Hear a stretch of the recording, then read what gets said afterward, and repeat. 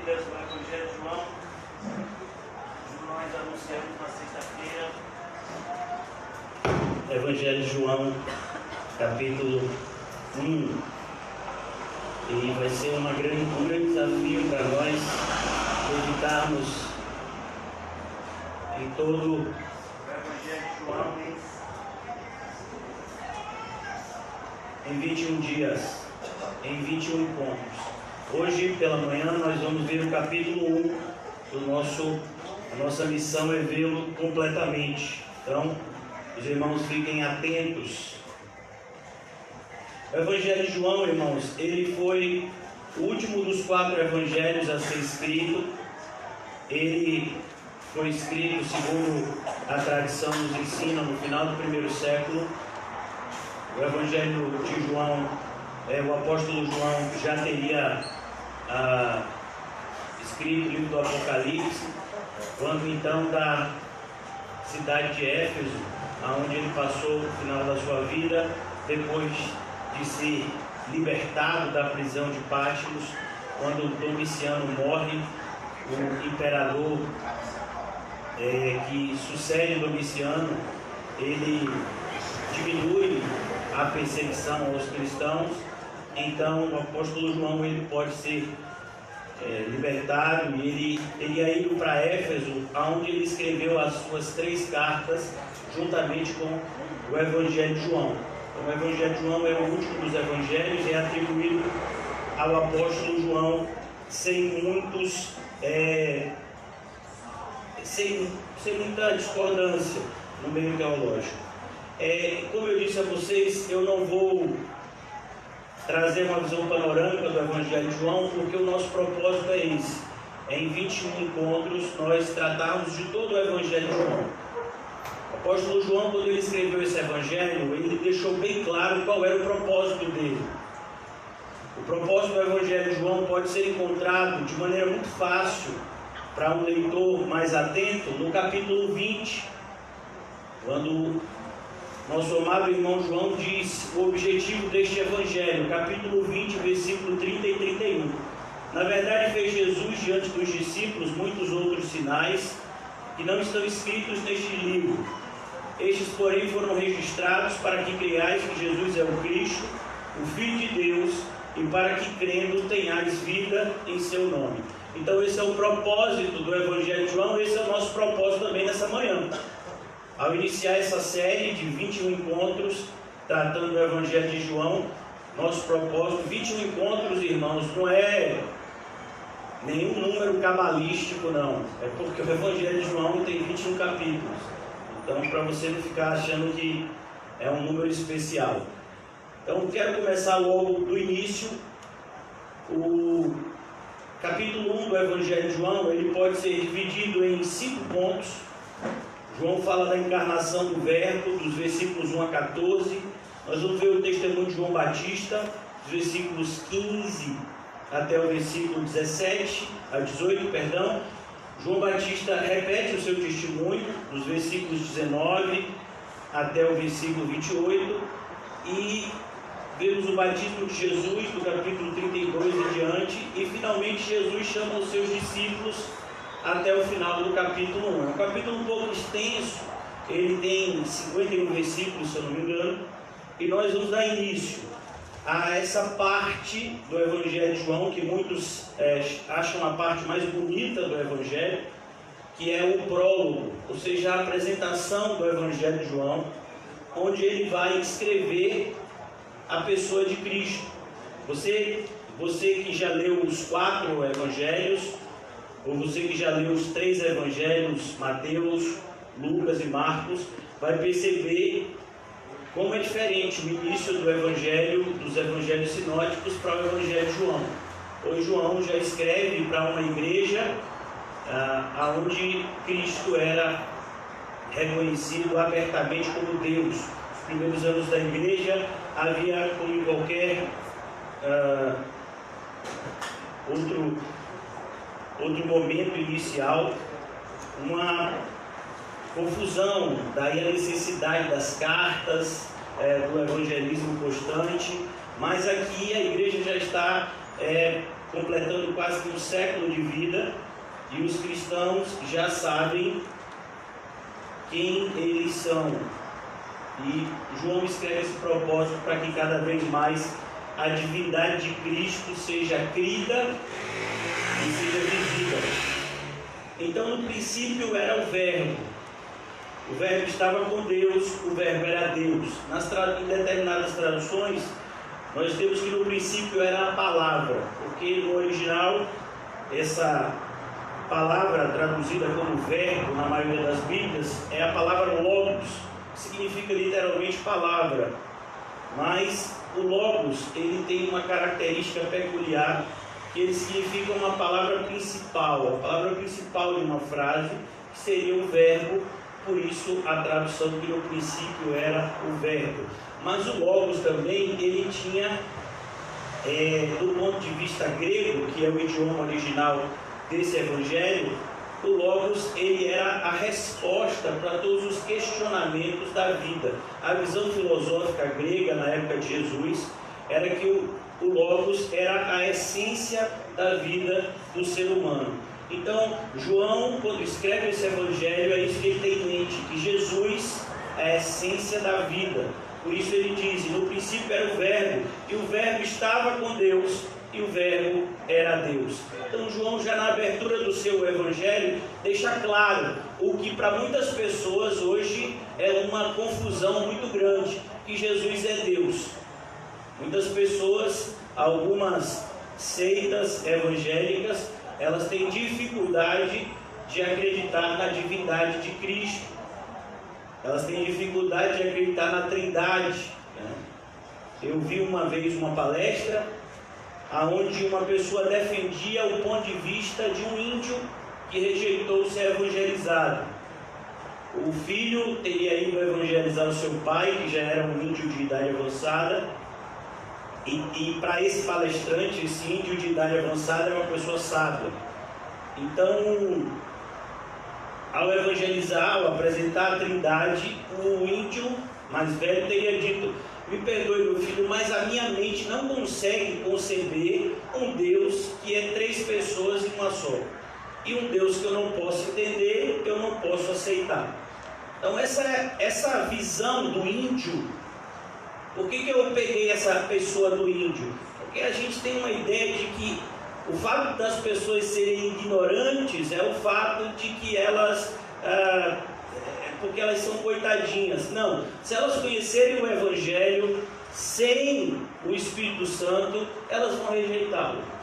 O Evangelho sempre foi e será visto para qualquer pessoa com menor ou maior coeficiente intelectual como loucura. Você pode falar para um analfabeto, você pode falar para um pós-doutor em física quântica sobre o Evangelho e ele vai ter a mesma reação se não for o Espírito Santo. Ele vai achar que aquilo é loucura, se de fato ele entender o que está sendo falado para ele. O que acontece é que muitas pessoas não entendem o Evangelho. Muitas pessoas não conhecem o Evangelho, então elas abraçam uma religião que não tem nada a ver com o Evangelho, mas que é conhecida como evangélica. Então, domingo de manhã, hoje, é o dia que muitas pessoas frequentam determinadas igrejas e elas vão lá para essas igrejas receber rosa ungida, bala ungida, elas vão receber orações poderosas. E na verdade, nada disso é evangelho. Mas essas pessoas, se perguntarem para ela qual é a religião delas, elas dirão que são evangélicas. Elas nunca conheceram o Verbo de Deus, o Verbo que é Deus. Versículo 2: ele estava no princípio com Deus. Ele sempre esteve com Deus. A ideia de João é conectar o seu evangelho ao início da Bíblia, que é Gênesis, quando nós lemos que Deus, ao criar o homem, nós vemos ele falar com outro ser: façamos o homem à nossa imagem e semelhança. Deus não poderia estar falando com anjos, porque ele fala como que para um igual: façamos o homem à nossa imagem e semelhança. Ele estava no princípio com Deus, todas as coisas foram feitas por intermédio dele. João deixa bem claro: das maiores coisas, do Sol, das maiores estrelas que existem na galáxia. A gente sabe que o Sol é uma estrela, se eu não me engano, de quarta grandeza. Existem sóis maiores que o nosso Sol. Pois é, todos esses seres, todos esses elementos foram criados por Cristo. E até o verme menor que existe foi criado por Ele também. Então, assim, quem criou o coronavírus? Foi os chineses? Não, foi Cristo. Cristo criou todas as coisas. Uma das coisas que a gente aprende na escola é até uma filosofia do mundo, mas é algo extremamente bíblico. E no mundo nada se cria, tudo se transforma. Isso é uma verdade. O ser humano não tem a capacidade de criar, ele tem a capacidade de transformar elementos. Por exemplo, aqui ninguém criou um celular. Ele pegou determinados componentes, ele combinou esses componentes de maneira que isso agora é um celular. Mas isso aqui é um amontoado de plástico, com metal, com outros elementos que fazem com que funcionem de maneira como um celular. Mas não houve uma criação, ele não fez o celular do nada, ele precisou de elementos já criados para poder fazer o celular.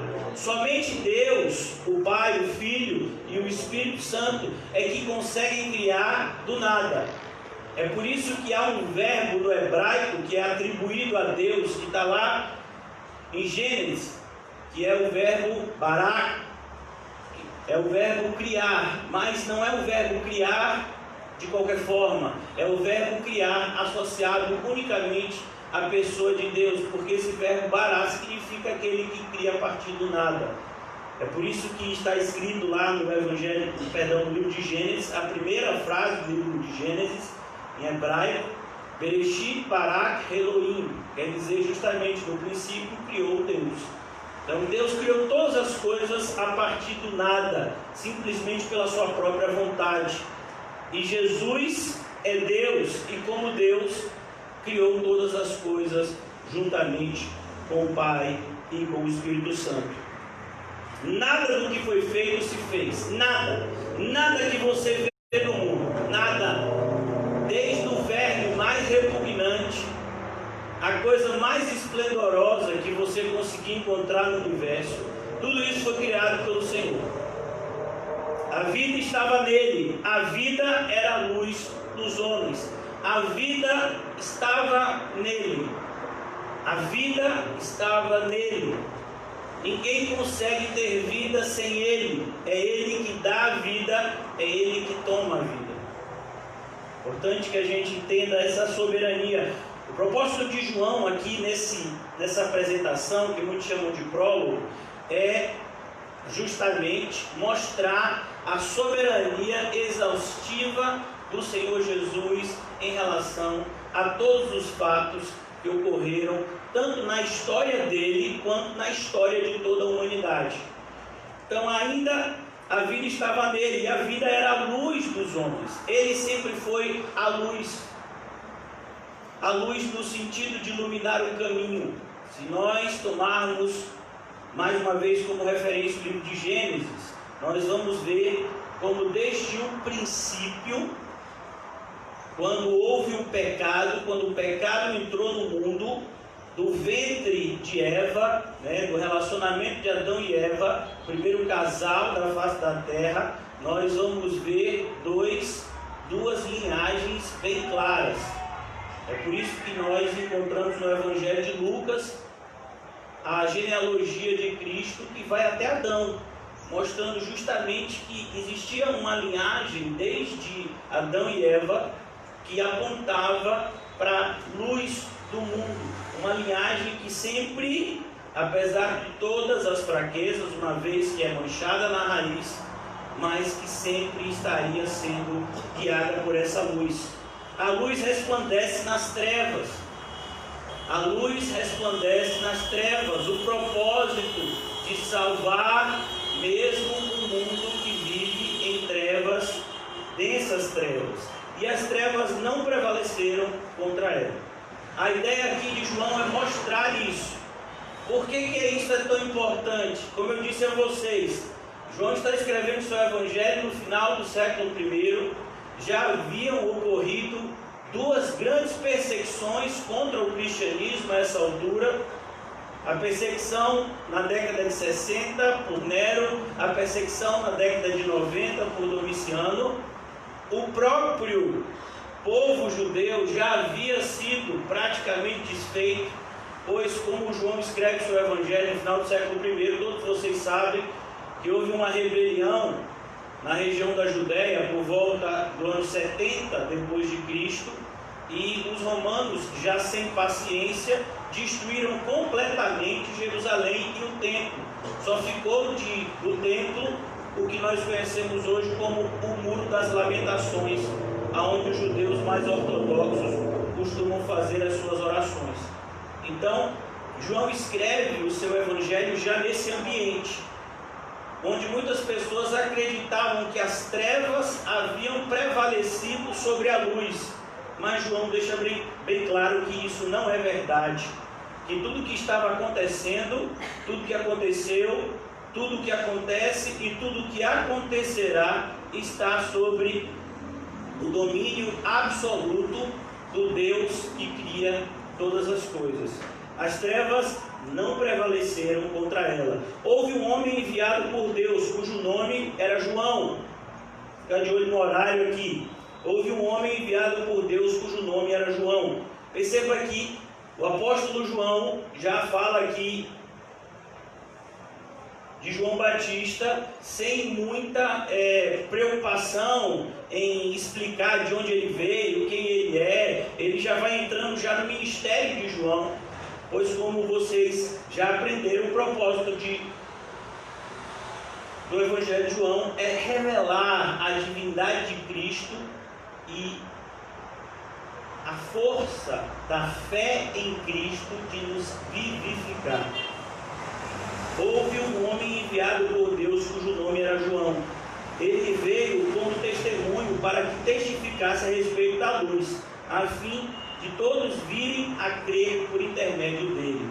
Então João, ele vem como que preparando o caminho de Jesus, algo que já havia sido anunciado 400 anos antes pelo último dos profetas, que foi Malaquias, que João viria, que viria o Elias, que prepararia o caminho do Senhor. Viria esse profeta anunciando a vinda do Messias. E a palavra de Deus se cumpre. Ele não era luz, mas ele veio para que testificasse da luz. Perceba que nesse sentido nós somos parecidos com João, mas ao mesmo tempo nós somos diferentes de João. Por que isso? Porque nós também anunciamos a vinda de Cristo. Cristo está vindo, não mais para salvar, mas agora para consumar todo o seu projeto de criação. Mas aqui, como diz, ele não era a luz, mas a igreja hoje é a luz do mundo. O próprio Senhor fala sobre isso no Evangelho de Mateus capítulo 5, e ele diz: vocês são a luz do mundo, porque Cristo habita na sua igreja. Há uma união indissolúvel entre Cristo e a sua igreja, a saber, a verdadeira luz que vinda ao mundo, versículo 9, ilumina todo homem. Então Cristo, quando vem ao mundo, ele ilumina todo homem, todo aquele que crê nele. É o que vai João nos mostrar agora. O verbo estava no mundo, o mundo foi feito por intermédio dele, mas o mundo não o conheceu. Essa é uma realidade que nós infelizmente enfrentamos até os dias atuais.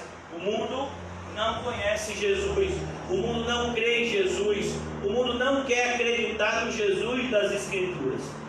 É por isso que nós vemos no ambiente evangélico, bem como em vários outros ambientes, outras religiões, como a própria religião islâmica, o catolicismo romano, religiões, o espiritismo, que apontam para Cristo como uma pessoa especial, mas não reconhecem a Cristo como Deus, como o único mediador entre Deus e os homens.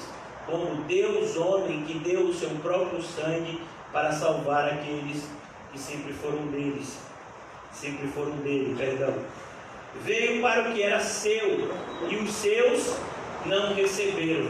Isso é assustador, irmãos, porque infelizmente essa palavra ela tem se cumprido na igreja evangélica.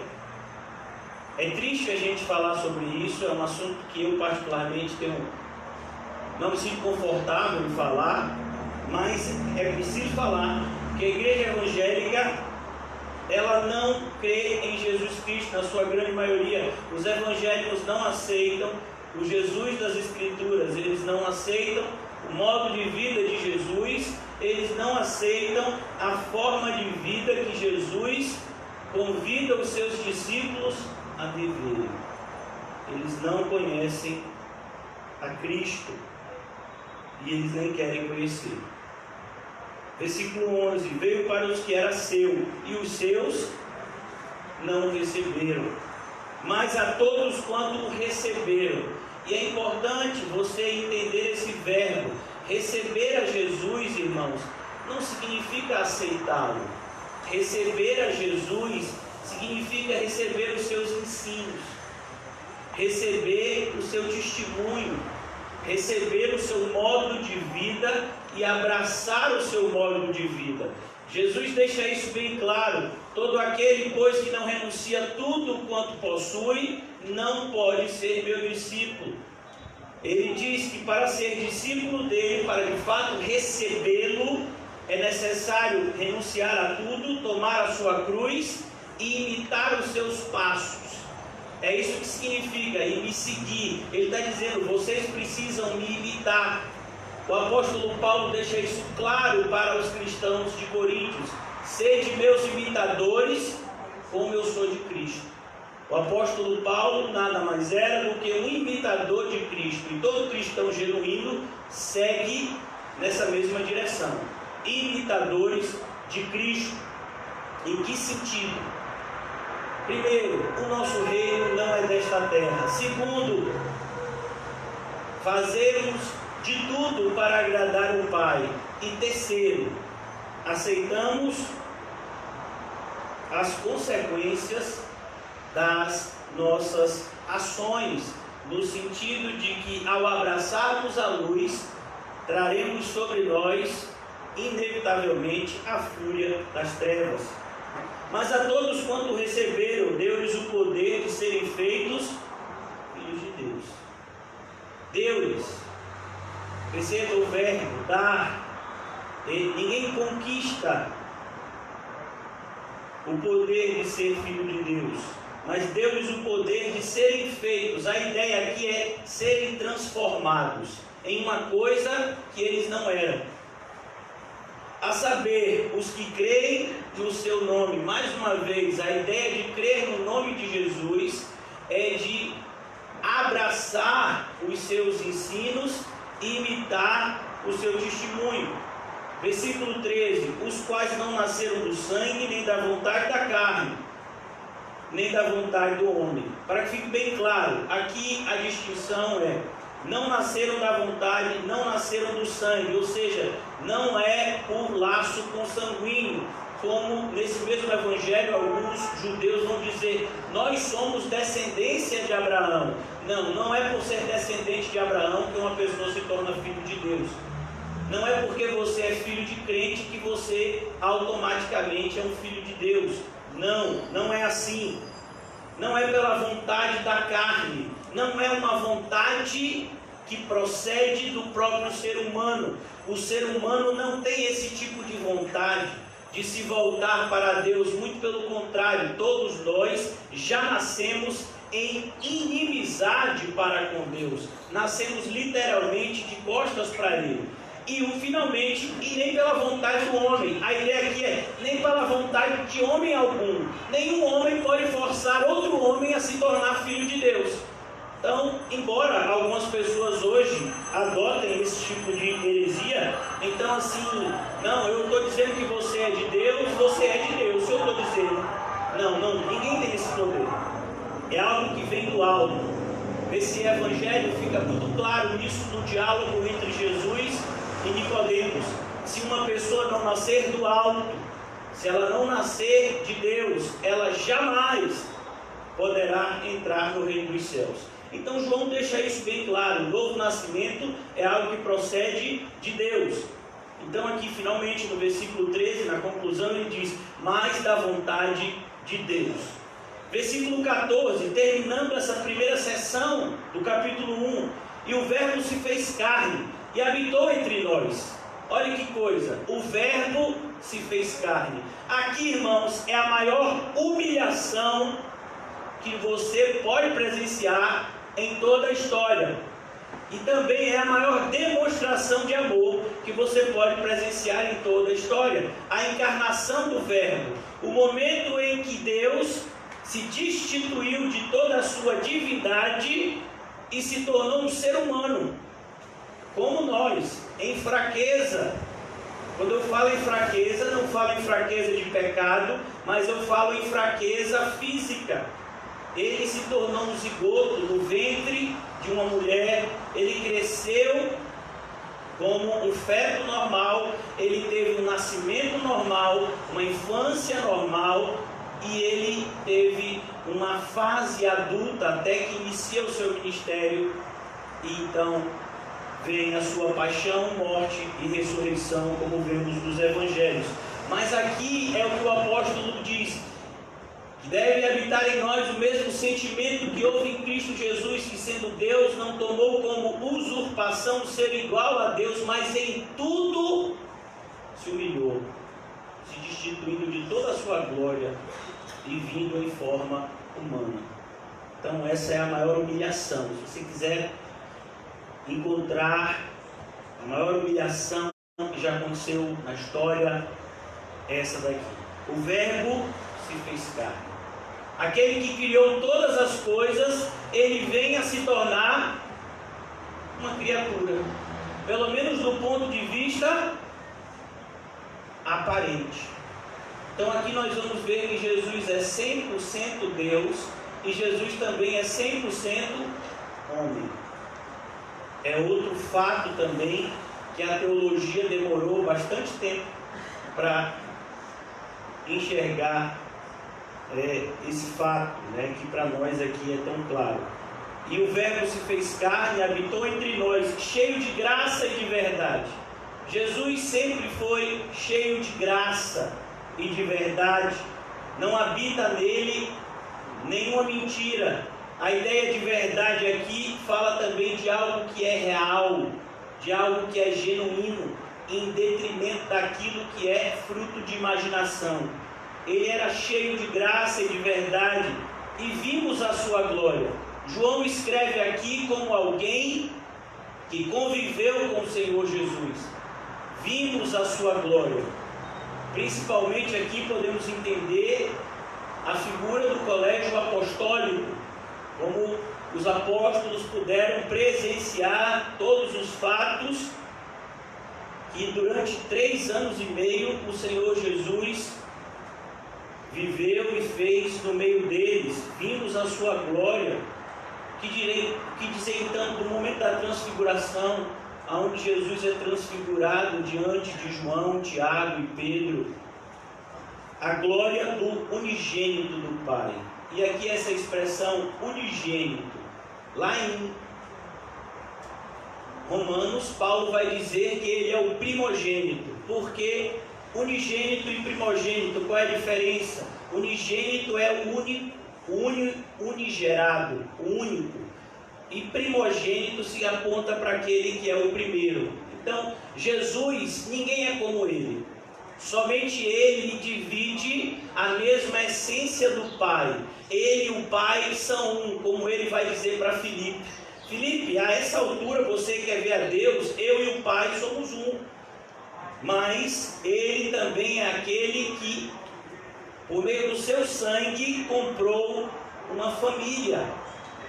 E ele então nos fez irmãos dele, de maneira que ele também é o primogênito de todo aquele que é povo de Deus.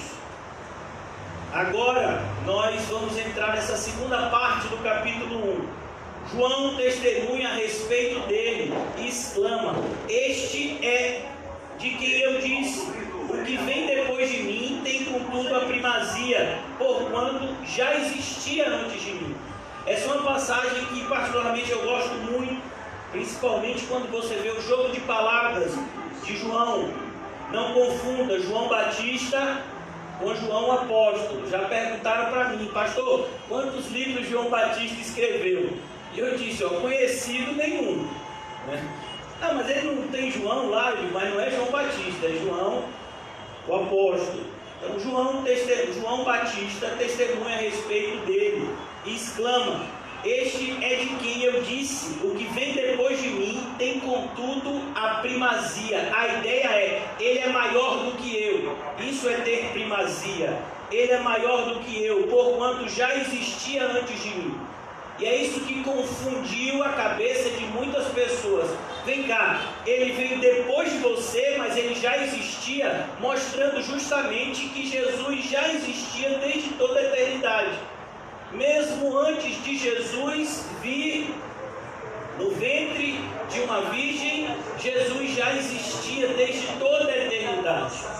Então aqui João aponta para isso, para essa divindade do Messias, que fez com que muitos fariseus ficassem com uma incógnita na sua mente.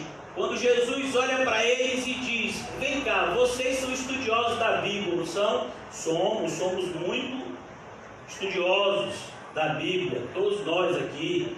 Então tá bom, então me responda, por que diz que Cristo é o filho de Davi, se o próprio Davi chama o Cristo de Senhor? Aí eles não sabiam responder. Não sabiam responder porque na mente humana nós não conseguimos conceber 100% Deus, 100% homem. Por isso que muitas pessoas tentaram encontrar o meio termo. Não, ele é 100% Deus e 0% homem. Ele é 100% homem e 0% Deus. Não, ele é 50% de cada coisa. Não, ele é 100% as duas coisas. Ah, mas isso é impossível. É impossível para você e para mim, para ele não. Para ele todas as coisas são possíveis. Inclusive isso. Ser 100% homem e 100% Deus. Então João continua no versículo 16: porque todos nós temos recebido da sua plenitude e graça sobre graça. Mais uma vez, lembrem-se, João está escrevendo esse seu evangelho para a igreja. O propósito de João é fortalecer a fé dos irmãos. E ele está escrevendo esse evangelho que foi lido e relido centenas de vezes entre os fiéis. Não com um propósito primariamente evangelístico, mas com um propósito muito mais de confirmar a fé daqueles que haviam sido alcançados. Por isso ele diz: porque todos nós temos recebido sua plenitude e graça. Ele está escrevendo para a igreja que cria. Nós recebemos da sua graça, por isso que nós cremos nele. Porque a lei foi dada por intermédio de Moisés, e a graça e a verdade vieram por meio de Jesus Cristo.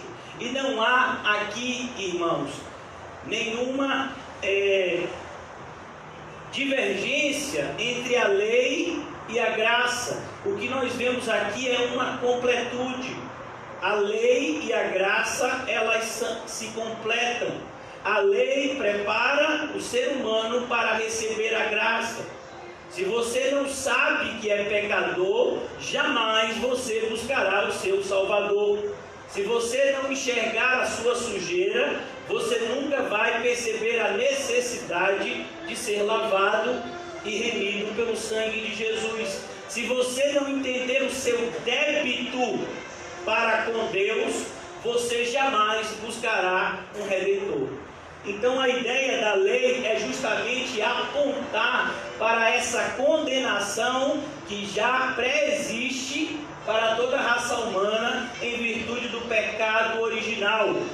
Por isso ele diz: a graça e a verdade vieram por meio de Jesus Cristo.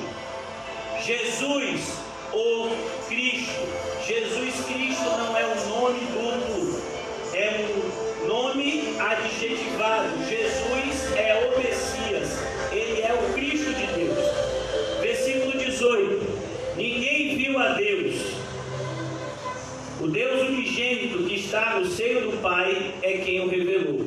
Então, ninguém viu a Deus. O próprio Moisés, ele fez esse pedido. Moisés, quando ele foi questionado pelo Senhor a respeito do que ele desejava, ele disse: eu quero te ver, eu quero ver a tua glória. Quando Moisés diz que quer ver a glória de Deus, é que ele está dizendo: eu quero ver a Deus, pois Deus e a sua glória são sinônimos. Deus diz: não, Moisés, você não tem como me ver, você não tem como ver a minha glória, porque senão você seria destruído por ela. Mas Moisés é colocado então em uma espécie, de pedaço de rocha, e Deus passa e Moisés vê as costas. A ideia é justamente isso. Nós temos uma visão parcial de Deus, e essa visão parcial de Deus já é grandiosa e suficiente para nos salvar. Mas Jesus não. Jesus, ele conhece plenamente o Pai, uma vez que ele e o Pai são um só. O Deus unigênito que está no seio do Pai é quem o revelou.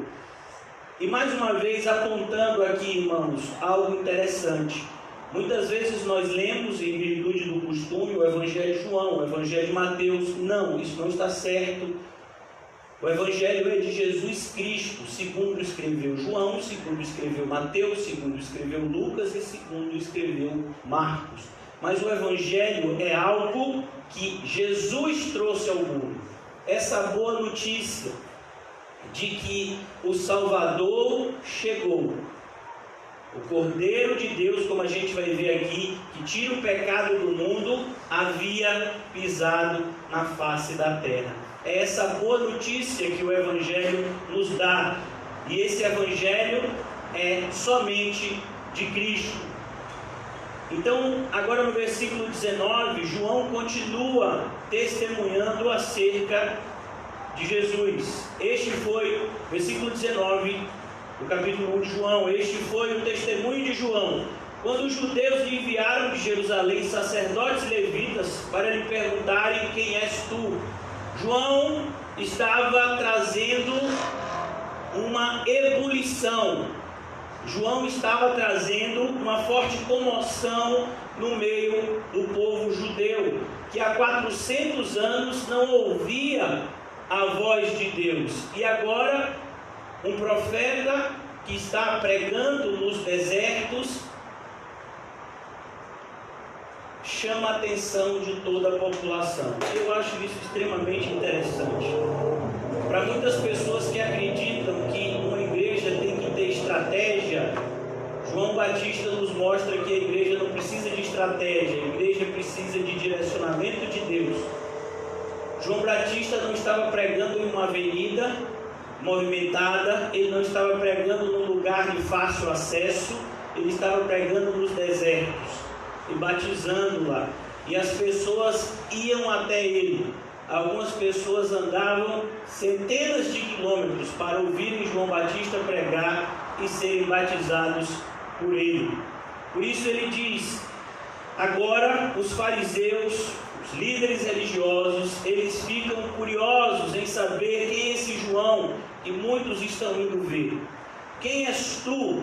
Eles perguntam. E eles não estão perguntando, é algo que a gente aprende muito na igreja. Tem pessoas que questionam o cristianismo não como quem quer conhecer e crer, mas simplesmente como alguém que quer debater.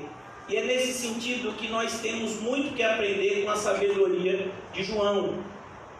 Olha que coisa, ele confessou e não negou. Ele confessou: eu não sou o Cristo. Então João, ele deu uma resposta extremamente taxativa e direta: você é o Cristo? Não, eu não sou o Cristo.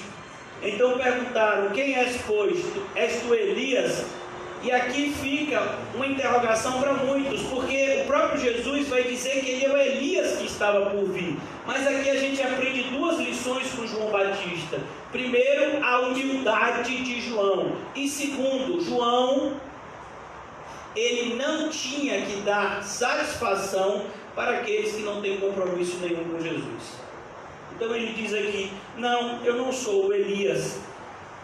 És tu o profeta? E a referência aqui, irmãos, não é para um profeta. Se você percebeu o artigo aqui, o profeta.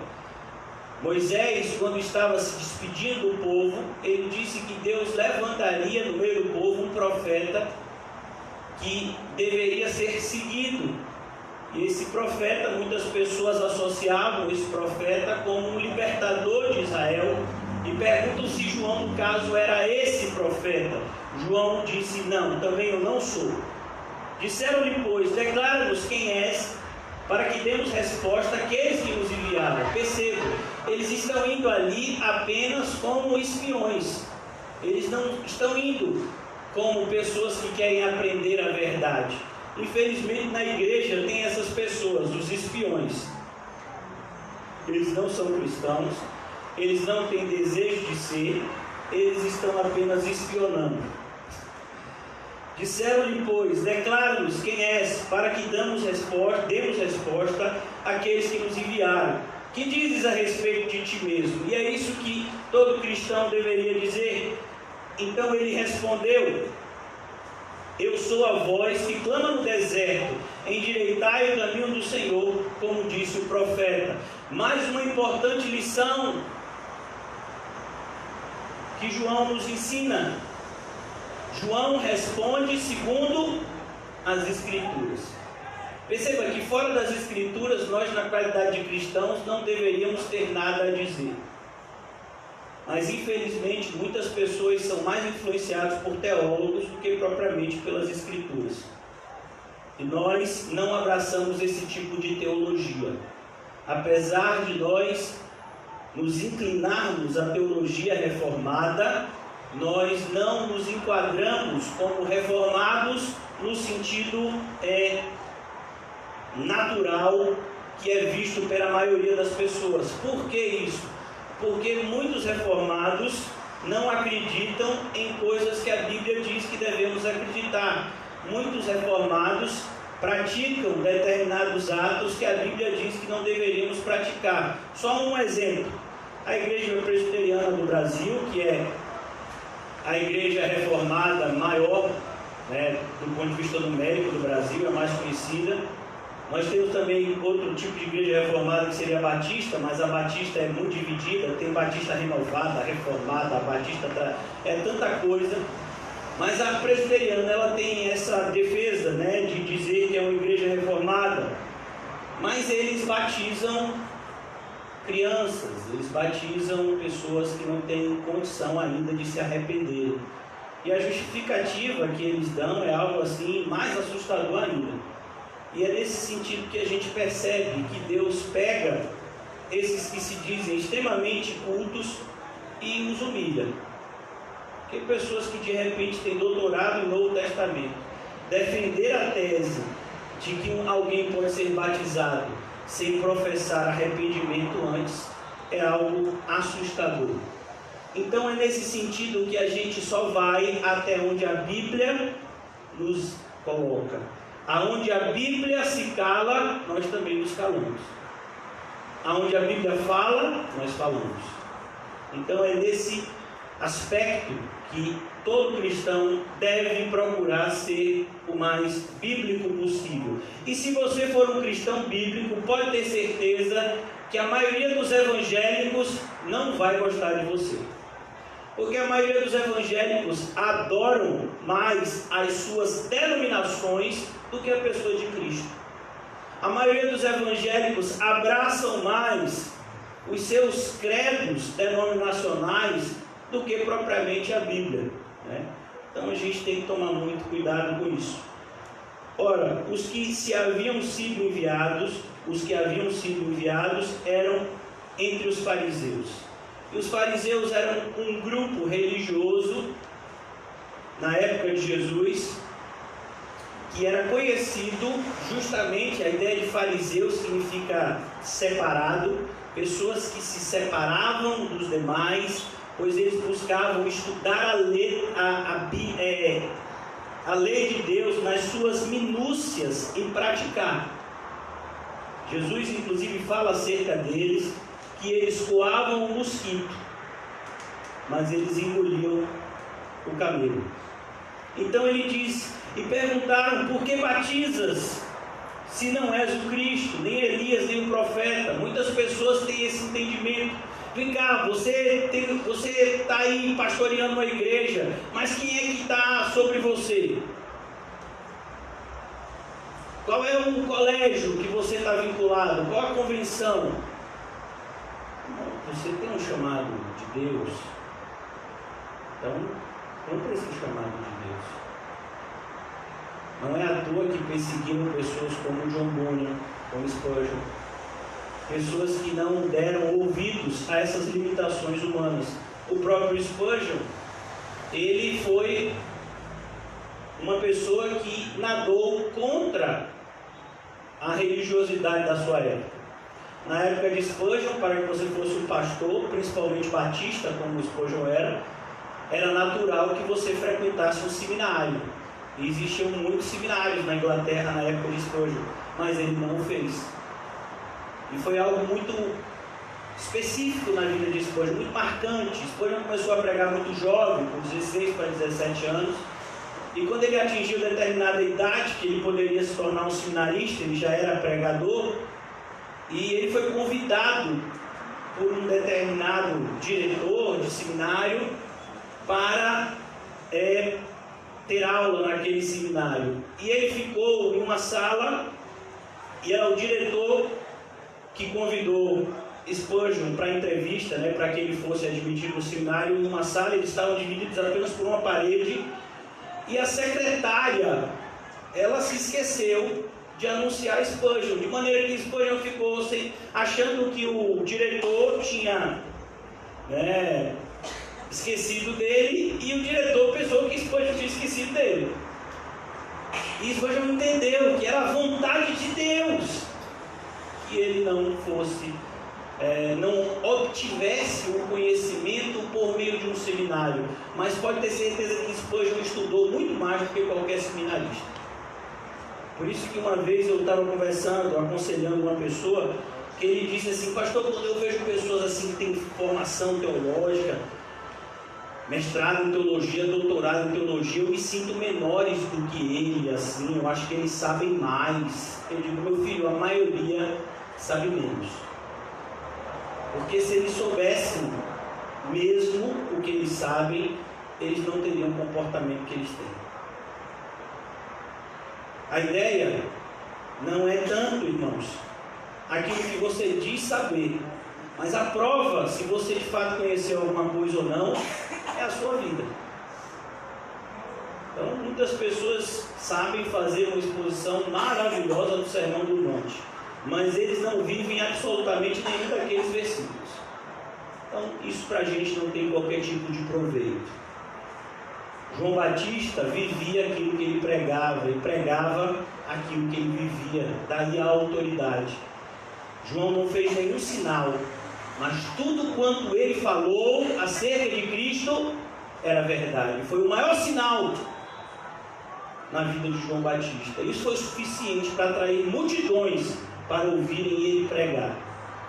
Ora, os que haviam sido enviados eram entre os fariseus, e não se engane, nós estamos em uma época onde existem muitos fariseus, doutores da lei, pessoas que se escondem atrás dos seus doutorados e não têm qualquer tipo de vínculo espiritual com o Senhor Jesus.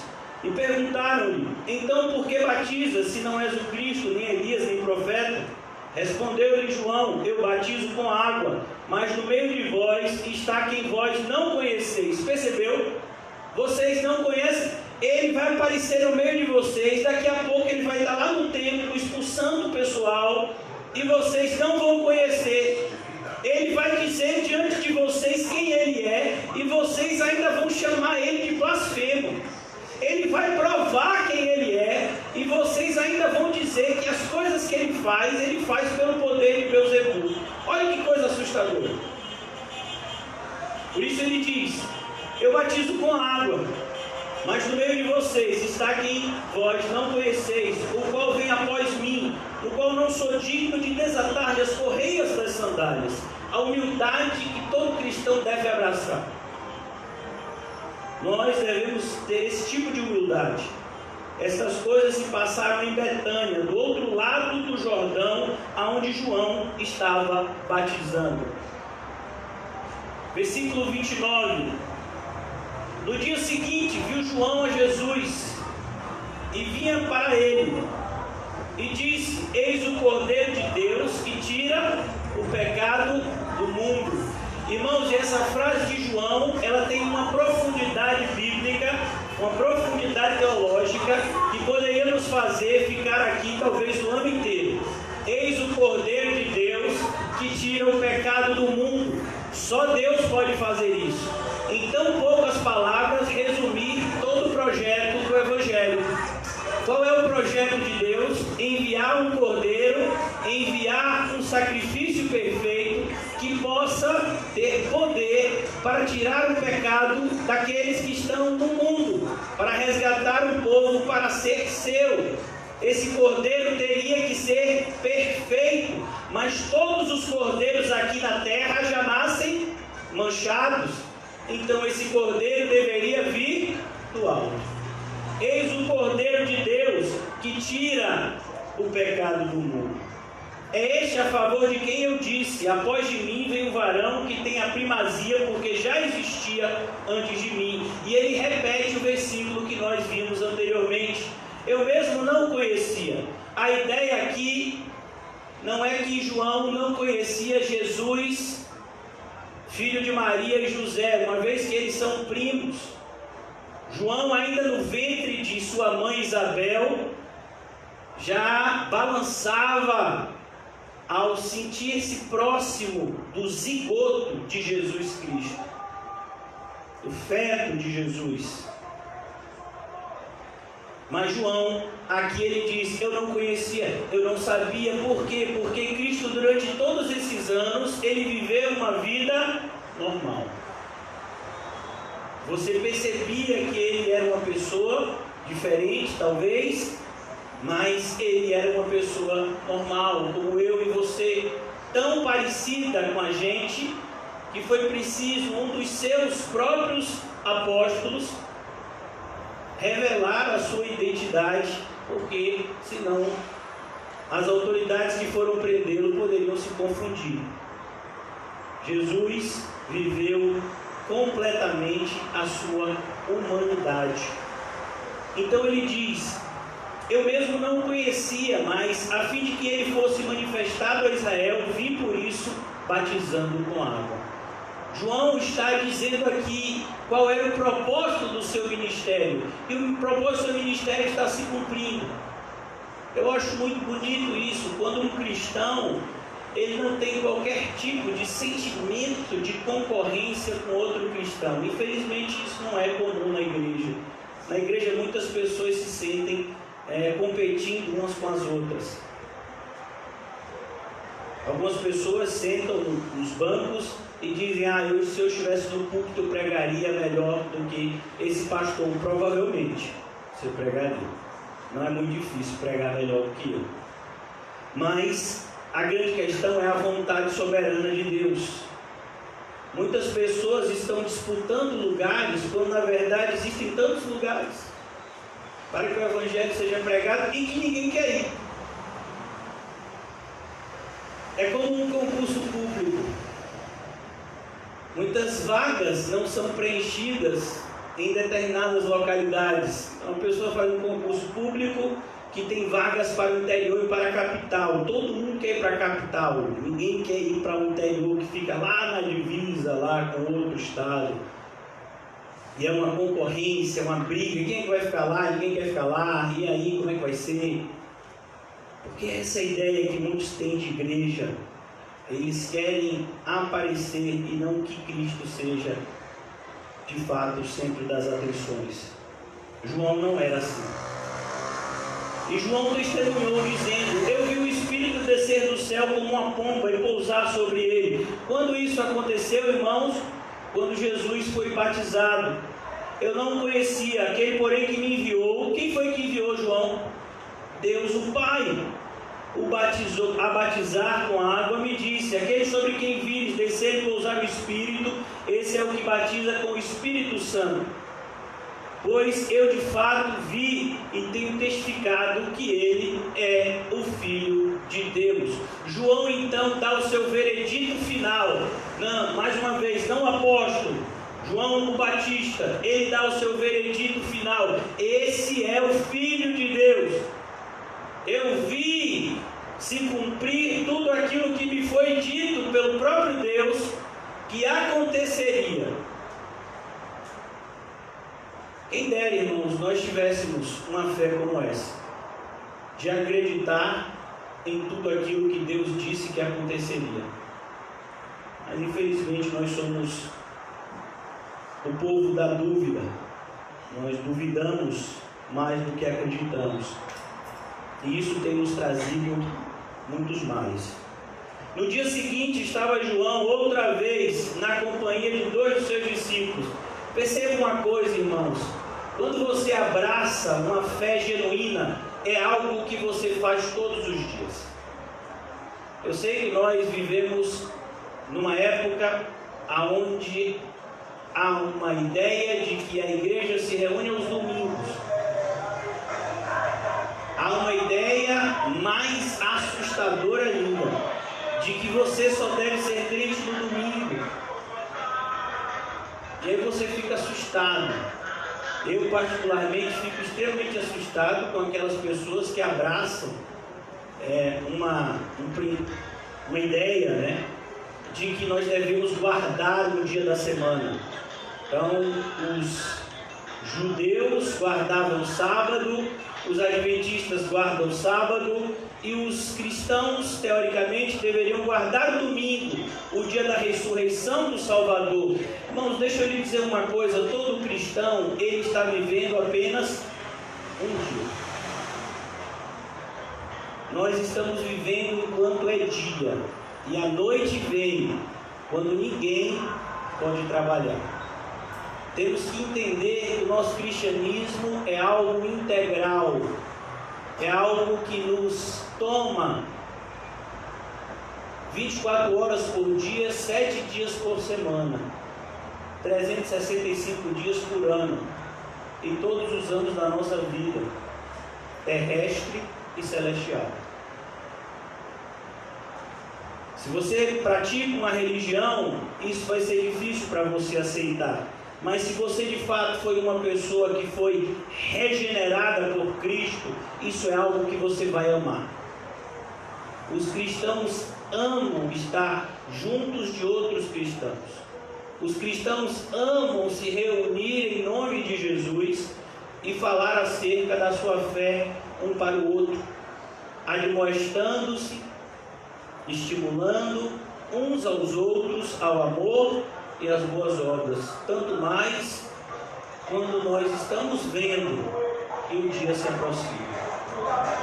Então, João dá esse testemunho. No dia seguinte, estava João, versículo 35, outra vez na companhia de 2 dos seus discípulos. Provavelmente aqui, João, o autor desse evangelho, e o irmão de Pedro, André. Segundo a tradição cristã nos aponta, João e André, eles eram discípulos de João Batista. E vendo Jesus passar, disse João de novo: eis o Cordeiro de Deus.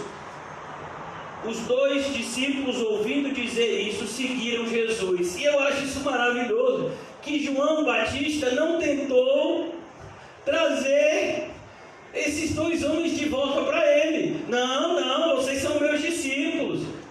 Deixe que Jesus vai pegar os discípulos dele daqui para frente. Tão bonito quando a gente percebe que na igreja deve haver unidade na fé. Perceba que entre João e Jesus havia uma unidade. João era servo de Jesus.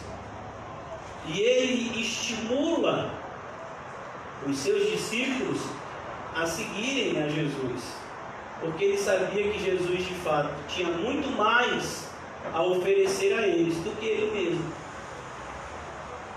E a gente tem que ter, irmãos, em alguns momentos esse tipo de humildade, de reconhecer que Deus usa determinados irmãos. Felizmente é triste como no ambiente evangélico muitos querem ser mestres e poucos querem ser discípulos. E vendo Jesus passar, disse: eis o Cordeiro de Deus. Os 2 discípulos, ouvindo dizer isso, seguiram Jesus. E Jesus, voltando-se, vendo que o seguiam, e aqui, irmãos, é importante você entender que a fé genuína, ela é uma fé quase que infantil. É por isso que Jesus ele vai dizer que se nós não fôssemos como uma criança de colo, nós jamais entraríamos no reino dos céus. Porque a fé genuína, que o apóstolo João, repetindo as palavras que Jesus havia dito para ele, a igreja de Éfeso, a fé genuína é um permanecer no primeiro amor. É um sentimento quase que infantil. Vê aqui 2 homens, 2 adultos, que estão seguindo Jesus. É como se Jesus estivesse andando e eles meio que tímidos, andando atrás de Jesus, sem saber meio como que iniciar um diálogo com Jesus. Esse é o cenário. Eu não sei se vocês já assistiram um filme muito bom, tem no YouTube, ainda não tiraram não, o Evangelho segundo João, né?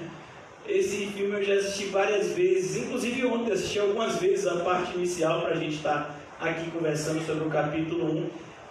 Vocês que estão nesse projeto com a gente de estudar o Evangelho de João, eu aconselho a vocês que assistam. É um filme, ele não é como o filme, né, do livro de Atos, que vai versículo por versículo, mas ele traz sim todos os momentos do Evangelho de João. E é bem edificante. E nesse momento do filme é muito bonito, porque os discípulos eles vão seguindo Jesus, e Jesus está andando lá na frente, e tem uma hora, porque Jesus sabe de tudo, né? Que Jesus se volta e vê que eles estão seguindo a ele, e Jesus é que inicia a conversa. Olha que coisa maravilhosa. Voltando-se, vendo que o seguiam, disse: o que vocês estão buscando?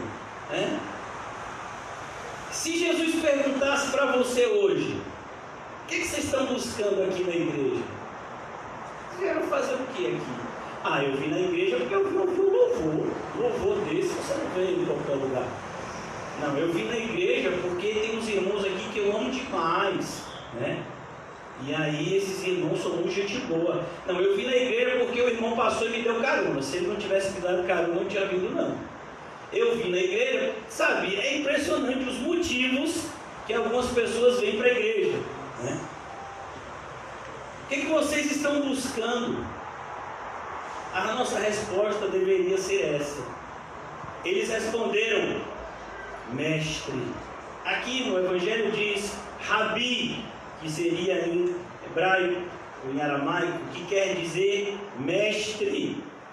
Por que eles estão dizendo mestre? Porque a ideia aqui, essa resposta tão singela, tão pequena, ela traz consigo várias afirmações. Eles estão dizendo: Senhor, nós estamos te seguindo porque a gente quer ser ensinado por você a partir de hoje. A gente ouviu o que João falou a respeito de ti, e a gente acredita no que João falou, que o Senhor é o Cordeiro de Deus que tira o pecado do mundo, e a gente quer passar o maior tempo possível que a gente puder aprendendo com o Senhor, tanto com aquilo que o Senhor for nos ensinar, quanto com aquilo que o Senhor vive. O Senhor é o nosso mestre a partir de hoje. A palavra tão pequenininha, mestre. Eles responderam, mestre. Fica parecendo que eles não responderam, né? Mas eles já estão respondendo. E aí ele pergunta: onde assistes? Aqui a pergunta é onde você mora, né? Mas a ideia onde assiste é onde você está passando um tempo. Porque, como nós sabemos, Jesus não morava ali. Jesus estava vindo para ser batizado na região onde João batizava, mas Jesus estava ficando um tempo em algum lugar. Então ele diz: onde você assiste. Mas ao mesmo tempo essa palavra significa: Jesus, onde é que vai ser nossa primeira aula? maravilhoso isso. Às vezes uma pessoa diz assim, eu quero muito seguir a Jesus. Você fala, então senta aí que eu vou pregar o Evangelho. Não, mas amanhã não, hoje eu não me programei. Né? Não, mas é na semana que vem, né? Porque essa semana já está tudo apertado aqui. Irmãos, se você realmente quer ser discípulo de Jesus, você tem que ter em sua mente que quem determina o tempo é Ele, não é você. Jesus nos ensinou isso em outro evangelho. Ele chegou para um homem e disse, vem, me segue. O homem disse, Jesus, deixa eu me despedir dos meus parentes. Jesus disse, não. Todo aquele que coloca a sua mão no arado e olha para trás não é apto para me seguir. Olha que palavra forte. Importante você entender que com Jesus ou é tudo ou não é nada. Não existe meio termo. Versículo 39, caminhando já para a nossa conclusão. Responderam-lhe, vinde e vede. Olha que coisa. Respondeu-lhes, vinde e vede. Jesus chama eles para aprender, não somente de maneira a ouvir, mas de maneira a ver. Nós vivemos num tempo onde a filosofia que habita em muitas igrejas é uma filosofia diabólica que diz, façam o que eu falo, mas não façam o que eu faço. Existem muitos professores de escola dominical e pastores que falam isso. Uma pessoa que fala isso, irmãos, ele já está se autocondenando. Porque você só pode pregar aquilo que você está vivendo ou aquilo que você está disposto a viver. Respondeu-lhes, vinde e vede. Foram, pois, e viram onde Jesus estava morando, e ficaram com ele aquele dia, sendo mais ou menos a hora 10ª. A hora 10ª não é 10 horas da manhã, mas é 4 horas da tarde. O dia para o judeu começava 6 da manhã, 6 mais 10, 16 horas, 4 horas da tarde. Significa que estava quase o dia se acabando, porque o dia terminava às 18 horas, ou a hora do 10º. Era André, o irmão de Simão Pedro, um dos dois que tinha ouvido o testemunho de João e seguido a Jesus.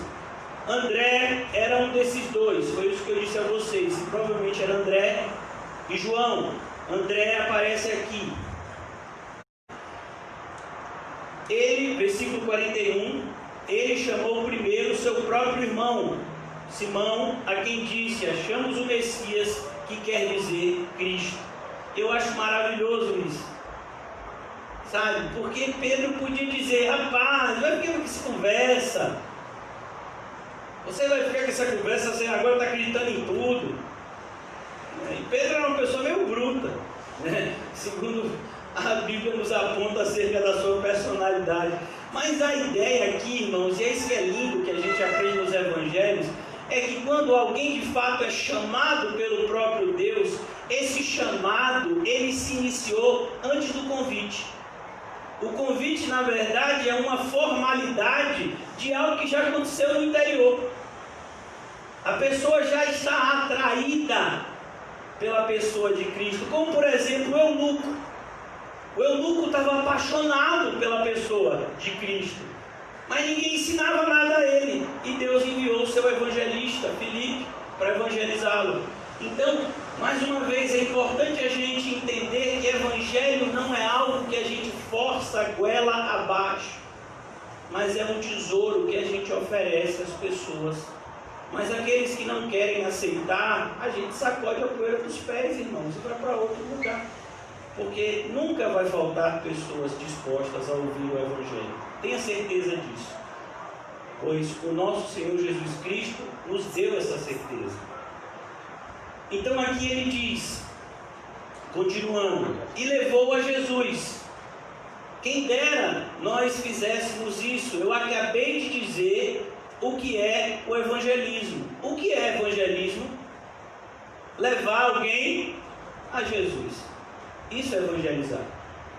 Evangelizar, irmãos, não é formatar uma pessoa a ser evangélico. Evangelizar não é fazer prosélito. Evangelizar não é fazer cópias nossas. Evangelizar é trazer as pessoas a Cristo. É Cristo quem se relaciona diretamente com aqueles que são seus. Possamos aprender isso. Nós só podemos levar Cristo até os ouvidos. Somente Cristo pode entrar no coração dos seus. E levou Jesus, e o levou a Jesus. Olhando Jesus para ele, disse: Tu és Simão. Olha que coisa. Ninguém disse para Jesus quem era ele. Tu és Simão, filho de João. Tu serás chamado Cefas, que quer dizer Pedro, que quer dizer pedra. Já apontando para a missão de Pedro, ser uma pedra, ser uma pequena pedra na construção que se iniciaria no fundamento precioso de Cristo como nosso Salvador e Redentor. Versículo 43. No dia imediato, e eu acho isso maravilhoso, perceba, irmãos, que quando a obra de Cristo para, ela não tem intervalo. No dia imediato, no dia logo depois, não teve umas férias, não teve, sabe, um divertimento. A gente vai ver no capítulo 2 que Jesus vai até um casamento, provavelmente de algum dos seus parentes, por parte de mãe, mas mesmo no casamento, Jesus está trabalhando. Jesus levou os seus discípulos com ele estava ali mostrando para os discípulos quem ele era e o que ele veio fazer.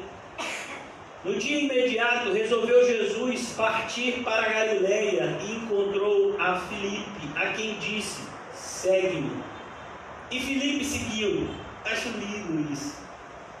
Jesus disse, a gente não sabe qual era a profissão de Filipe, né? Mas Jesus olhou para Filipe e disse: segue-me. Talvez você diga: Filipe devia ser um desocupado, por isso que ele seguiu a Jesus dessa forma. E o que dizer então de Mateus? Que era um cobrador de imposto, que tinha uma profissão extremamente, que pagava muito bem na sua época, apesar de ele não ser bem visto pelos judeus mais religiosos e mais nacionalistas, mas era uma profissão que tinha o seu grau de respeitabilidade, pois ele tinha proteção inclusive dos romanos nesse sentido, pois eles estavam cobrando imposto para repassar para Roma. E Jesus olha para Mateus e faz o mesmo convite que fez para Filipe, e a resposta foi a mesma: segue-me.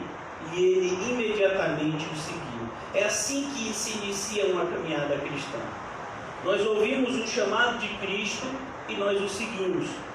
É por isso que existem muitas pessoas que estão há anos na igreja que nunca receberam esse chamado, porque se o tivessem recebido, estariam seguindo a Jesus e não os seus próprios interesses. No dia imediato, resolveu Jesus partir para a Galileia e encontrou a Filipe, a quem disse: segue-me. Ora, Filipe era de Betsaida, cidade de André e de Pedro, e Filipe encontrou a Natanael. Para muitas pessoas, para a maioria da tradição, dos estudiosos, Natanael é Bartolomeu, que está na lista apostólica com esse nome, Bartolomeu, porque Bartolomeu não é um nome. Bartolomeu significa filho de Ptolomeu. Então muitas pessoas ligam esse apóstolo à figura de Natanael. E diz: Filipe encontrou Natanael e disse: achamos aquele de quem Moisés escreveu na lei e a quem se referiram os profetas. Olha como Filipe se dirige a Natanael. Ele sabia que Natanael era um estudioso das Escrituras. Jesus daqui a pouco vai falar a respeito disso. Jesus, o Nazareno, filho de José. Perguntou-lhe Natanael: de Nazaré pode sair alguma coisa boa? E é nesse sentido, irmãos, que como cristãos nós precisamos tomar muito cuidado com os nossos preconceitos. Os preconceitos, eles nunca nos aproximarão de Cristo. Eles sempre nos distanciarão de Cristo. Eu quero que você se lembre do que o próprio apóstolo Paulo escreveu, capítulo 1 de 1 de Coríntios. Ele diz que Deus pega os que não são para reduzir a nada aqueles que pensam que são. Ele pega as coisas desprezíveis do mundo, aquilo que para o mundo não tem valor nenhum. E aqui a gente vê isso, o próprio Senhor Jesus. Sabemos todos que ele não tinha nascido na Galileia, que ele tinha nascido na Judéia. Belém fica na Judéia, pois o Messias deveria nascer em Belém de Judá. Mas ele foi criado em Nazaré, e havia um propósito que ele fosse chamado de Nazareno. Mas o preconceito muitas vezes nos impede de enxergar as bênçãos de Deus que estão diante de nós. Que eu e você tenhamos muito cuidado, pois todo preconceito é uma estupidez. A própria palavra preconceito revela isso. Significa você ter uma concepção de algo sem conhecer. Preconceito. É esse o significado da palavra. Então você não conhece alguma coisa ou alguém, mas você acha que aquela pessoa não é uma pessoa boa. Isso é um preconceito. Então aqui nós temos que tomar muito cuidado, porque vivemos hoje em dia, eu creio que para muitos de vocês talvez seja difícil convidar pessoas para nossa pequena congregação por conta do preconceito. A primeira coisa que uma pessoa pergunta para você quando você convida alguém para visitar, para vir aos cultos, é: qual denominação é? Quem é o pastor? Qual a profissão de fé que vocês adotam, se for uma pessoa assim mais ligada à teologia? Porque a ideia é sempre esse preconceito. Então você tem esse preconceito. Então quer dizer que vocês adotam uma confissão de fé reformada? Então deve ser uma igreja bíblica. É mesmo? Vocês são da denominação batista?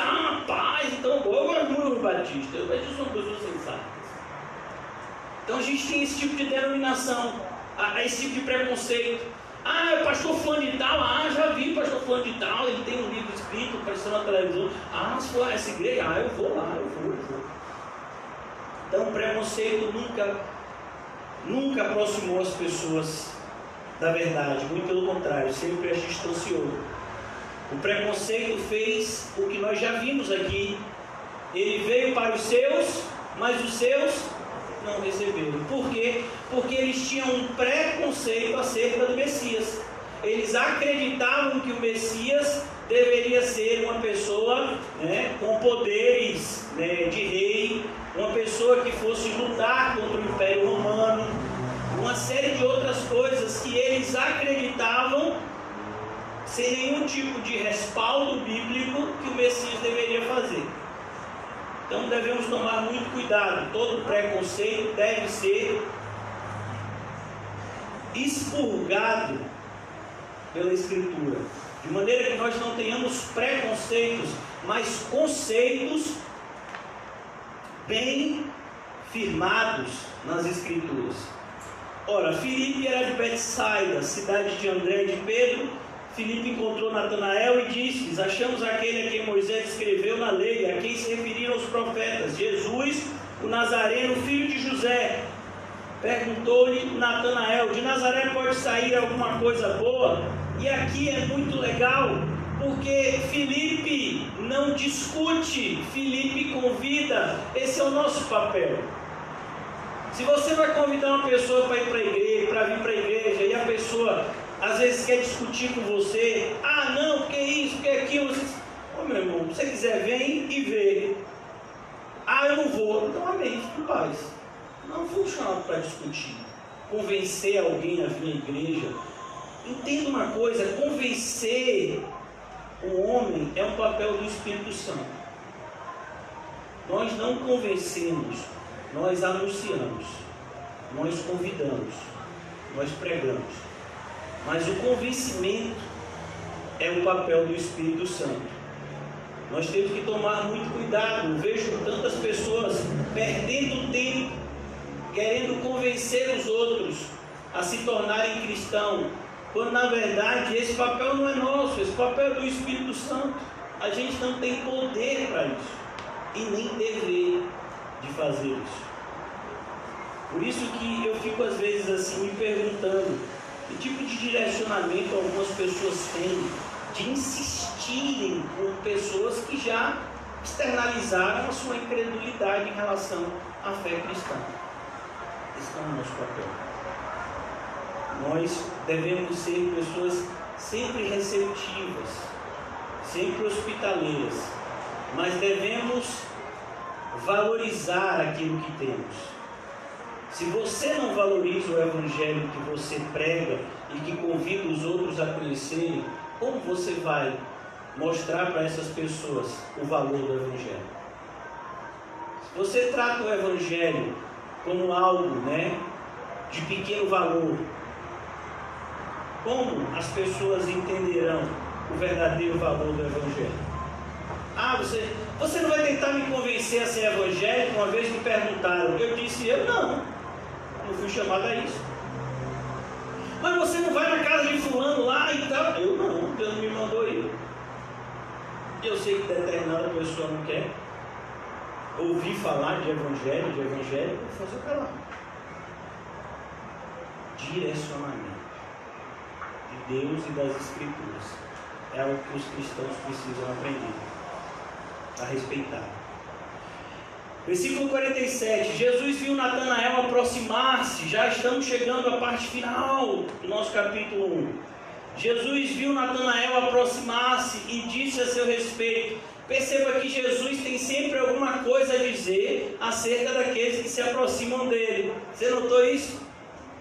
Quando se aproximaram os dois discípulos de João, que nós acreditamos ser João e André, Jesus perguntou, o que é que vocês estão buscando? Depois, quando se aproximou Pedro, Jesus disse, eu sei que você é Pedro, eu sei que você é Simão, filho de João ou de Jonas, como em algumas traduções. Seu nome vai ser Pedro. E aqui agora ele estava diante de Filipe e ele diz, Filipe, vem e me segue. E agora diante de Natanael ele tinha mais algo a dizer. Jesus viu Natanael aproximar-se e disse a seu respeito, eis o verdadeiro israelita. A ideia aqui é, eu vejo um israelita sincero. A palavra verdadeiro aqui é a ideia de sinceridade. Porque Jesus vai combater veementemente a hipocrisia religiosa que dominava Israel nessa época. O povo era uma réplica dos seus líderes. Assim como os líderes eram hipócritas, o povo também era. E a ideia aqui de verdadeiro é justamente o oposto a hipócrita. Então, enquanto que Jesus diz, fariseus e doutores da lei, hipócritas, aqui ele está olhando para Natanael e está dizendo, você não é hipócrita, você é sincero. Eu sei que você está buscando a Deus de verdade. Eu sei que você acredita na vida do Messias.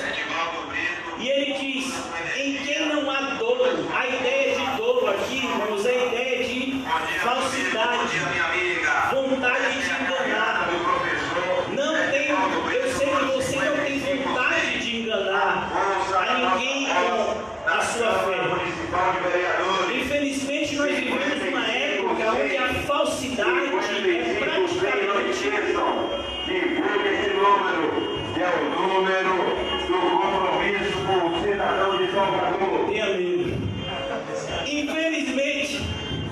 Infelizmente, a nossa sociedade, ela praticamente nos obriga a sermos falsos.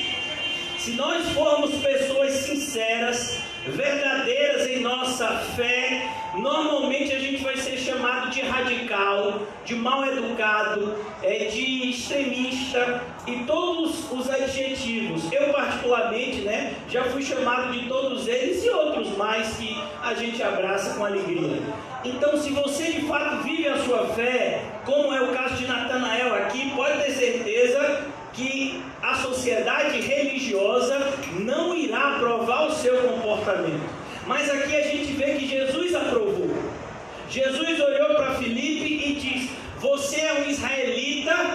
verdadeiro.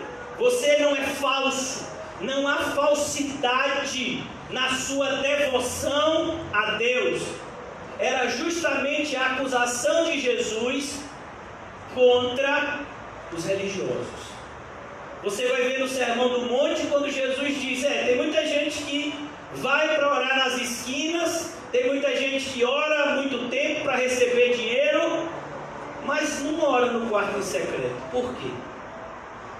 Tem muita gente que gosta de dar coisas desde que receba reconhecimento por isso.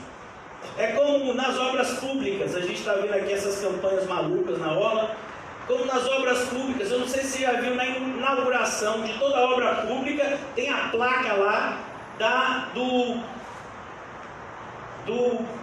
prefeito, né, do governador, da autoridade lá responsável por aquela obra, porque todo homem quer ser reconhecido pelos seus feitos. O cristão não. O cristão é como João Batista nesse sentido, que ele cresça e eu diminua. Então aqui Jesus encontra isso em Natanael. Não há falsidade, Natanael, em você.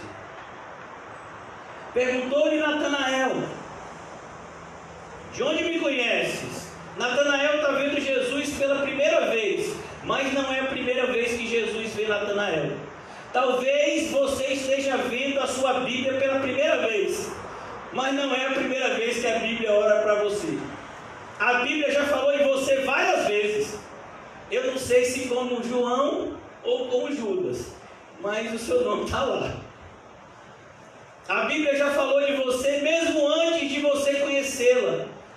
Quando no capítulo 25 do Evangelho de Mateus é dito de que todos os seres se apresentarão diante de Cristo para serem julgados, uma à direita e outra à esquerda. Mesmo antes de conhecer a Cristo, Cristo já nos conhecia. Que conforto! De onde me conheces? Respondeu-lhe Jesus. Respondeu-lhe Jesus a essa pergunta de Natanael: antes de Filipe te chamar, eu te vi quando estavas debaixo da figueira.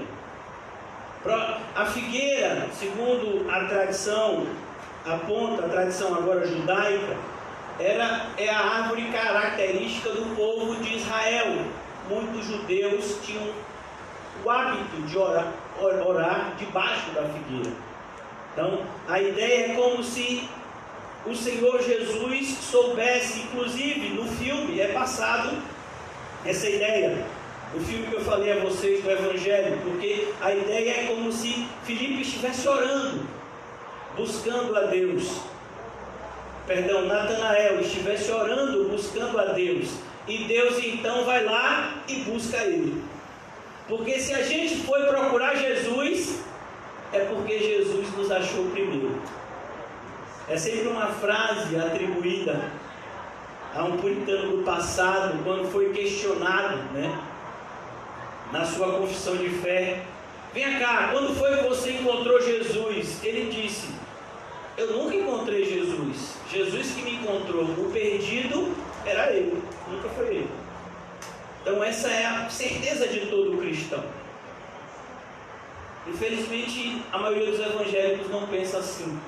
A maioria dos evangélicos acredita assim o ato de ser evangélico. Não, eu levantei o braço na pregação, não daquele pastor chato, mas daquele pastor legal. O pastor legal que prega nas terças-feiras. Eu levantei a mão e aceitei a Jesus. Meu filho, eu acho difícil, porque esse pastor legal da terça-feira não faz apelo, porque ele é de Deus, ele é crente. Mas existem igrejas que fazem o chamado apelo, e produz esse tipo de erro. Um erro muito sério. Pessoas que acreditam que são cristãs simplesmente pelo fato de fazerem uma oração repetida e levantar o seu braço, se emocionam. Irmão, desde quando lágrimas significa que você é crente? Não significa. Emoção sem espiritualidade é algo natural do ser humano. Por exemplo, se eu mostrasse para você, já falei isso aqui algumas vezes, Se eu mostrasse para vocês, se a gente tivesse um projetor aqui, e eu mostrasse para vocês algumas imagens, muitos de vocês iriam chorar olhando para essa imagem. Aí depois eu botasse uma outra imagem, alguns de vocês iam dar risada. Porque a gente tem essa sensibilidade, a gente tem essa sensibilidade insensível. A gente é capaz de chorar com uma coisa e daqui a 5 minutos a gente está dando risada de outra. Você é capaz de ver pessoas fazendo isso no velório, totalmente desrespeitando, né, a família do morto, porque vivemos em uma sociedade assim, onde falta ao ser humano o amor natural. O ser humano não conhece o que é amor. O ser humano, ele tem a sua própria concepção equivocada do que é amor. Nós temos sentimentos que são sentimentos que nos levam ao erro e não ao acerto. Por isso devemos tomar cuidado com qualquer tipo de conversão emocional.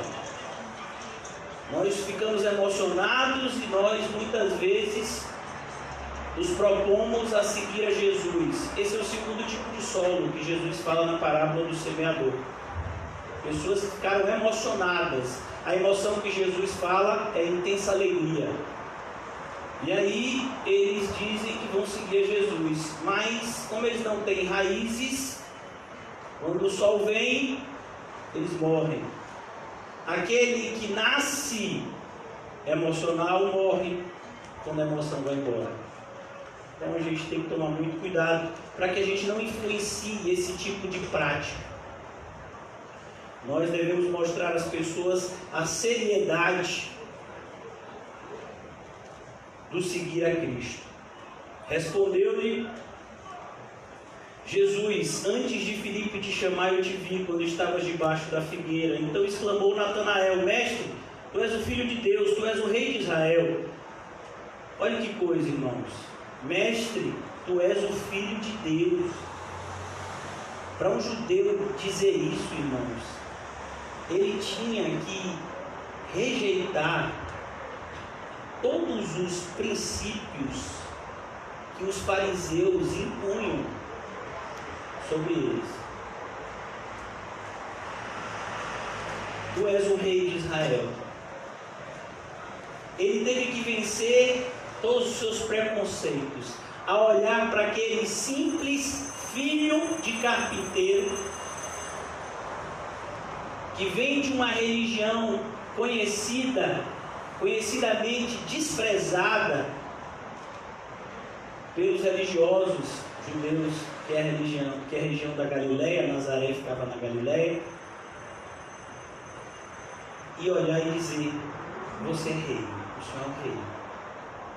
Olhar para uma pessoa normal como a gente e enxergar o rei de Israel. Que coisa! Como a verdadeira fé nos faz vencer todos os preconceitos. Versículo 50. Ao que Jesus lhe respondeu: por que te disse que te vi debaixo da figueira, crês? Jesus não se alegra com uma fé baseada em sinais. Jesus não fica feliz com isso. Quando os apóstolos retornaram da missão, dizendo: Jesus, os demônios, eles se submetem ao que a gente fala, o Senhor tem nos usado poderosamente. Jesus: não se alegre com essas coisas, alegrem-se antes pelo nome de vocês estar escrito no livro da vida. Então cuidado, porque sinais, eles tendem mais a nos enganar do que nos colocar na direção certa. Pois maiores coisas do que estas verás. E acrescentou: em verdade vos digo que vereis o céu aberto e os anjos de Deus subindo e descendo sobre o Filho do Homem. O céu está aberto. A ideia aqui, irmãos, essa expressão mais uma vez, é uma conexão muito próxima entre os escritos de João e o livro de Gênesis. Isso a gente vê em Apocalipse, a gente vê até aqui no Evangelho. Você vai ver essa escada que ligava a terra ao céu lá em Jacó, na experiência de Jacó. Quando Jacó faz lá o juramento dele com Deus, ele vê essa escada. E agora, mais uma vez, essa escada aqui, ela é mencionada. Gênesis 28:12 tem esse texto. Mas aqui ele diz: subindo e descendo sobre o Filho do Homem. A ideia de Jesus aqui, ele mesmo vai desenvolver mais adiante nesse evangelho como: eu sou o caminho que leva ao Pai. Ele vai dizer no evangelho, nesse mesmo evangelho, no capítulo 14: eu sou o caminho, a verdade e a vida, e ninguém vem ao Pai a não ser através de mim. O que Jesus quer mostrar aqui a Filipe é: Filipe, você vai ter essa certeza que por meu intermédio a porta do céu estará aberta para você. É isso que Jesus diz também nesse evangelho: eu sou o pastor das ovelhas, eu levo elas, de maneira que ninguém pode arrebatá-las da minha mão, porque o Pai que mas deu é mais poderoso que todos. Jesus sempre apontando para essa certeza: não foram vocês que me escolheram, eu escolhi vocês. Eu escolhi vocês, cada um de vocês, não para que vocês sejam omissos, mas que vocês sejam diligentes na missão que eu vos entreguei. E eu concluo o evangelho, eu concluo o nosso texto de hoje, mostrando justamente isso e questionando. Eu queria que você queria chamar os irmãos que vão nos ajudar na ceia, já a prepararem o momento da ceia. Mas esse momento da ceia, irmãos, ele nos leva a olhar para a pessoa de Cristo. E eu queria pensar com você nesse momento que antecede a ceia, e diante de tudo isso que a gente ouviu aqui no capítulo 1 do Evangelho de João, quem é Jesus para você? Para o apóstolo João, Jesus é Deus. Jesus é o Criador de tudo e de todos, e nada foi criado sem Ele. Mas Jesus também é uma pessoa rejeitada pelos seus. Jesus é aquele que nos concede o privilégio de sermos algo inimaginável, filhos de Deus. Jesus nos convida a segui-lo. Nós vimos nesse evangelho. E Jesus finalmente se apresenta como o caminho que nos leva ao céu. O caminho que conecta a terra ao céu. O caminho que um homem muito ímpio tentou convencer as pessoas, Nimrod, na época, lá em Gênesis capítulo 11, nós vemos o episódio da Torre de Babel. Nimrod tentou convencer a todos que conseguiria construir uma torre tão alta que chegaria até o céu. E Deus se irou com essa atitude do homem e colocou línguas estranhas na boca de todos os homens. Obrigado, filho. De maneira que houve confusão, daí o nome Babel, e os homens então se dispersaram sobre a face da terra. A ideia, mais uma vez aqui nesse capítulo 1 do Evangelho de João, é que somente em Cristo nós temos a vida eterna. Esses elementos que vocês estão recebendo apontam para Ele, para a obra perfeita, e perfeitamente Ele cumpriu. Não somente de maneira ativa, fazendo tudo aquilo que precisava fazer, mas também de maneira passiva, passando por tudo aquilo que precisava passar. Quando nós tomamos esse pão e este cálice, é importante que a nossa mente seja invadida por esse sentimento de caminhar nas pegadas de Jesus. Senão a ceia para nós não tem qualquer sentido. Se eu e você não desejamos verdadeiramente viver como Cristo, a ceia não tem sentido para nós. Pois a certeza da ceia é que aquele que tem de vir, virá. E não tardará. e ele virá com olhos como chama de fogo. Ele virá fazendo a separação, obrigado, irmão, entre ovelhas e bodes. Ele virá e enviará os seus anjos aos 4 cantos da terra para que seja separado o joio do trigo. É importante que você entenda que muito mais difícil do que seguir a Cristo é não seguir. Muito mais doloroso do que obedecer a Cristo é não obedecer. É isso que a ceia tem que nos fazer refletir. Por isso que o apóstolo Paulo, quando escreve a carta aos Coríntios, a primeira delas, ele repreende a maneira como os coríntios estavam ceando. Aquilo que muitas vezes nós tomamos como passagem base para a ceia, é uma repreensão do apóstolo Paulo a uma igreja que havia perdido a essência do Evangelho. Como você sabe que a igreja de Coríntios havia perdido a essência do Evangelho? Por várias vezes o apóstolo Paulo relembra o Evangelho nessa carta. No capítulo 1, por exemplo, ele vai dizer que aquilo que é loucura, tanto para judeus quanto para gregos, para nós, é o poder de Deus. No capítulo 2, ele vai dizer que ele decidiu nada saber a não ser Cristo e este crucificado. No capítulo 3, ele diz que gostaria de conversar com os coríntios como espirituais, mas não podia, porque eles ainda eram carnais.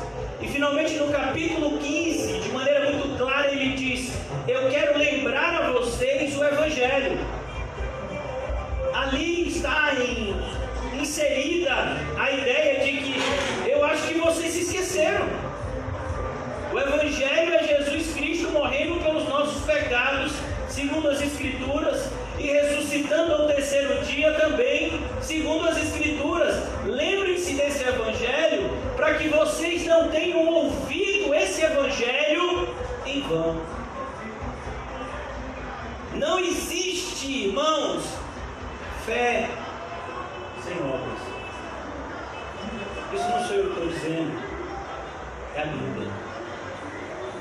Por mais que essa ceia traga intensa alegria ao nosso coração, ela só vai trazer uma alegria verdadeira se hoje, pela manhã, você de fato for um discípulo de Cristo. Eu queria, antes da gente ceiar, chamar a atenção de vocês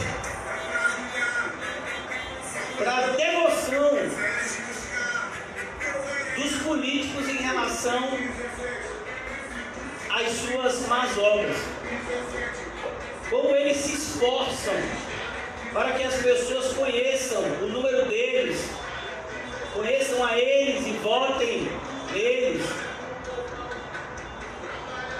E aí eu pergunto para você: você conhece o seu Salvador? Você vai ceiar agora. Você conhece aquele que deu o seu próprio sangue e que ofereceu o seu próprio corpo por amor a nós? Que essa consciência do conhecimento profundo de Cristo nos invada, nos faça aproveitar esse momento de maneira maravilhosa. Tomamos e bebamos para a glória de Deus.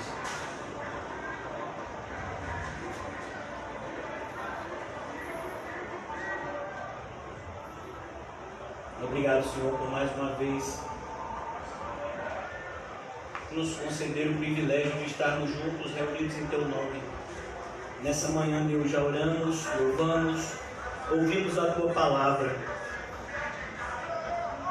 Mas, meu Deus, como ficamos envergonhados.